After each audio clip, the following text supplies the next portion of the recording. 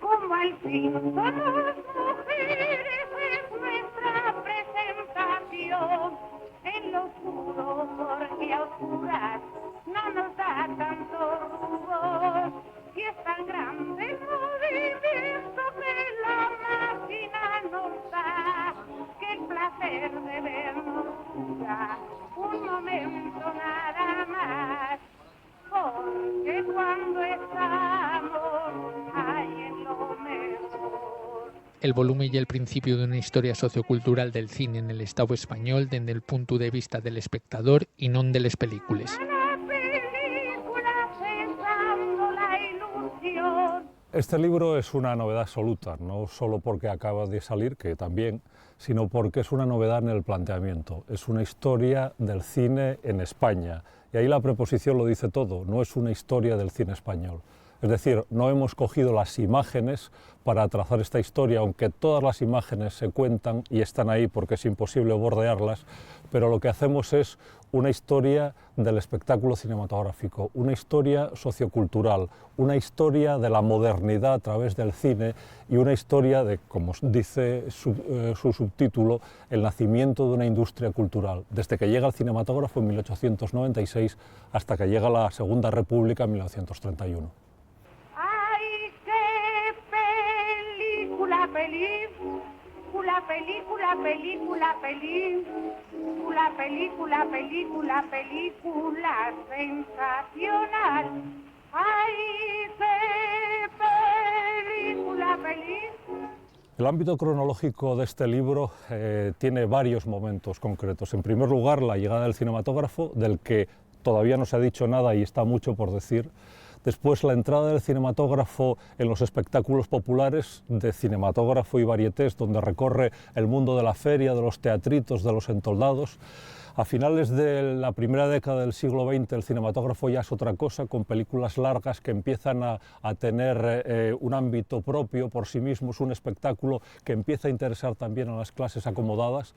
Después de la Primera Guerra Mundial, ya con cinematógrafos propiamente dichos, llega el cambio fundamental del lenguaje del cine con la hegemonía del cine norteamericano y el modelo clásico de Hollywood, y eso coincide en España la colonización del cine norteamericano con la dictadura de Primo de Rivera y la eclosión de los espectáculos de masas en las que ya se incluye el cinematógrafo como una industria cultural a lo largo de todos los años 20.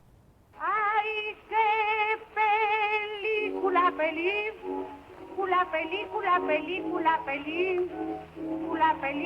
película sensacional! ¡Ay, qué película! Dentro del recorrido que hacemos por todas las comunidades, evidentemente también nos detenemos en Asturias y hablamos de cómo fueron estos primeros tiempos del cinematógrafo en la región. Empezamos con la llegada del cinematógrafo a la región, con las primeras proyecciones en Gijón en 1896. Pasamos por hitos como el progresivo florecimiento de pabellones y de espacios para el nuevo ingenio, también de la problemática que hubo con los incendios, como el gran incendio de Oviedo, con la inseguridad que había en estos primeros pabellones y luego ya entramos ya en producciones señeras, como pueden ser Bajo las nieblas de Asturias ya en los años 20, como puede ser Miles del Camino, que es la única gran producción que se conserva de Asturias de aquellos años. Una película además que ha generado mucha bibliografía y que no se acababa de comprender bien en determinados aspectos, como la naturaleza de Díaz Quesada, su director, y del proceso por el cual él llega a Asturias, produce aquí una película, pero también la usa como gancho para estrenar una película propia que había realizado en Cuba y así la estrena en Madrid, estrena un programa doble con las dos producciones.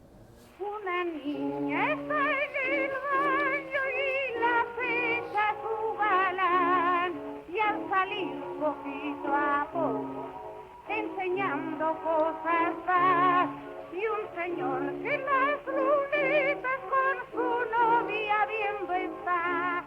En realidad empezamos con este libro antes de que yo naciera. Empezamos con este libro en 1977, que es cuando llega a la Universidad de Oviedo Germán Ramallo Asensio. Germán Ramallo trajo una nueva manera de hacer historia a la universidad. Él crea una escuela aquí, una escuela a la que pertenece en una primera generación mi mentor y el hermano de Juan Carlos, Vidal de la Madrid.